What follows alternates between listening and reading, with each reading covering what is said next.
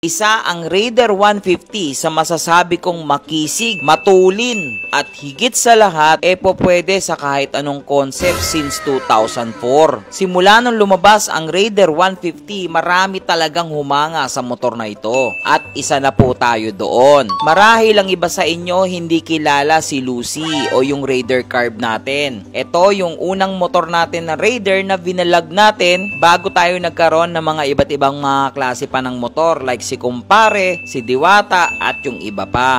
Ang dami na rin nating ginawang concept dito kay Lucy. Siya talaga yung mga sinasali natin sa mga motor show at siya talaga yung pinaglaanan natin ng mga oras.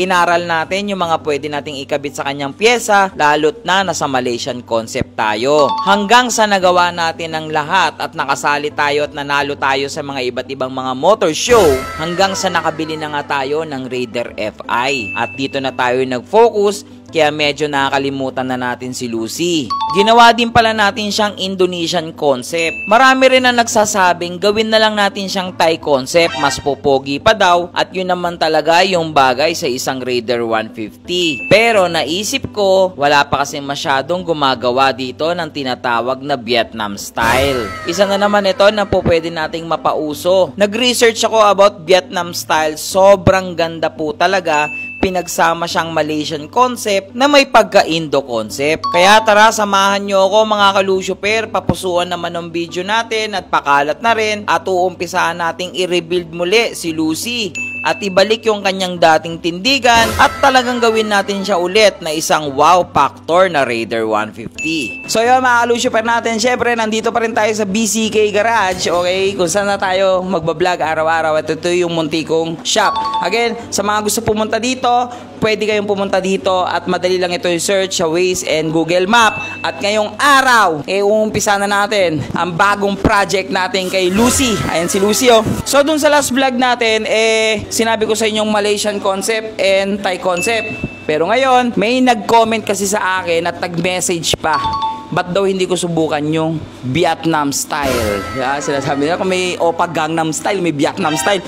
So ngayon, nagustuhan ko yung Vietnam style. So ngayon, gagawin natin at susubukan natin kay Lucy yung tinatawag na Vietnam style. Yan. Bastos! Salamat ka, nakamike ako! Okay lang yan, nakamike naman tayo. So ngayon, mga kalusyuper natin, ang Vietnam style, sabi nila, pinagsama itong Indo, Malaysian, Thai. Pinagsama-sama siya. Ha? Hindi ko rin alam. Kaya nga tawag nila hindi Vietnam concept Vietnam style. Yun yung tawag nila. So ngayon, para siyang Malaysian look. So syempre, yan si Kuya Russell, na. Okay Russell, ready ka na? Tingnan, bali yung leg bali yung leg. Yung tipo sa atin gumagalaw. So umpisahan na natin. Salpakan na tayo. Boy, hindi na tayo mahirapang kontakin si Kuya Russell. Kuya Russell, baka naman tanggihan mo pa ako. Yan kasi nagiging problema natin last time Sabi niya, boss, marami akong gawa ngayon kasi hindi ako mapunta dyan sa bahay mo ngayon Kuya Russell, di mo na ako matatanggihan. Ha? Magkatabi na tayo dito. So, palit na tayo ng gas tank. Actually, walang issue to, walang sira ito. Pero kasi tignan nyo yung itsura. Dala po ng tumapon-tapon yung gasolina, nasira po yung airbrush na sayang nga, may pangalan natin ang sayang. So, ito, may powder coat tayo. Siyempre, may powder coat tayong services May isa pa akong mags kasi, gas tank ng Raider Carb, pina-powder coat natin. Yan. So, lalagay natin dito. Again kung gusto nyo rin ng mga powder coat, punta lang kayo dito, BCK Garage. So ngayon, palitan natin yung mga dapat palitan na kay Lucy na mga lumang pyesa niya. So dito sa BCK Garage o sa munti nating motor shop, meron pala tayong powder coating. Kaya po ngayon, bagong powder coat yung ilalagay nating gas tank. Sa mga hindi pa po nakakaalam na Vietnam style na underbone, check nyo po ang popogi, promise. Bukod sa mga unlowered na, talagang ang kikisig pa. So sa Vietnam style naka-plus 2 rin po sila o plus 3. Marami rin na nagsasabi sa atin na mag plus 3 tayo. Kaya magpapalit tayo dito ng paninda natin na Motaro swing arm. Plus 2 lang po ito. Hindi po kasi po pwede yung plus 3 dahil po tatama na po sa ating fender. Syempre hindi natin nahayaan na wala tayong free wheel kaya dapat maayos ang pagkakalagay ni Kuya Russell para maganda pa rin yung free wheel dito ni Lucy. Sobrang kisig ng Vietnam style style, kaya sana matapos ko itong build natin na bago kay Lucy para hindi naman na siya magtampo sa atin. So, syempre, wala muna tayo. Ito ang gusto ko sa Vietnam style. By the way guys meron tayong mga Dino Pro dito. Sa lahat ng mga gusto or gusto nyong umorder, pwede kayong umorder. Pero, wag dito sa page ko. Sa BCK Garage po kayo pumunta kasi pag sa page ko po kayo nag-message, hindi ko po kayo marereply. Sa dami po na nagme-message dito. So, ito yung gusto ko sa Vietnam style. Sa Malaysian concept kasi, kailangan semi-flat seat.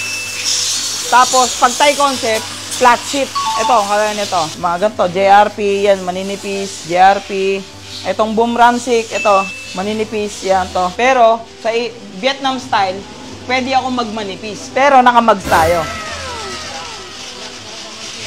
Yan. Mga ka-Lucifer natin, baka meron din po kayo masuggest sa akin na second hand na fairings. Baka may kakilala kayo nagbebenta ng fairings ng Reborn. Palitin na rin po kasi yung fairings natin. Marami na pong basag. Ito si Kuya Russell, nilagay pa to basag naman. Ito po basag din yun nandito. Tapos po may tabas po kasi to. Tapos may basag din dito. Plano ko na pong palitan. Para pag ni-repaint natin ito sa bago niyang kulay, di ba solid na solid. Ayan na, patapos na ngayon. So nakabit na natin yung swing arm natin.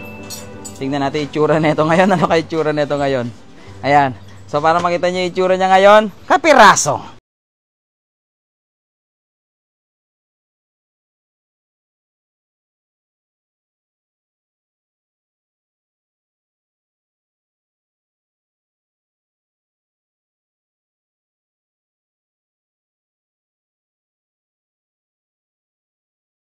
Mga Lucifer, kita nyo yung tindigan niya ngayon. So ngayon, mahaba na. Pero kung mapapansin nyo yung gulong, ito. Pag sumakay ako dyan, tama sa pool yan. Diba? So ito na yung ating Vietnam concept. Unti-unti na ulit to. At nagtatampo na sa atin si Lucy. Again, mga Lucifer, baka makapagsabi kayo sa akin makapag-recommend kayo ng fairings. Tapos, papapalitan yung decals. Marami pa tayong tatanggalin. Kung mapapansin nyo to, hindi nakakabit kasi ito, papalitan natin tong preno. So again para baka mamaya magalit kayo, baka sabihin nyo, chaksuy, kung ano-ano yung mga nakakapyesa. Again, inspired lang ito, inspired lang. Okay, so yan lang muna yung video natin, hanggang dito na lang muna to. So maraming salamat sa lahat ng inyong tumapos guys. Lucy, we're back!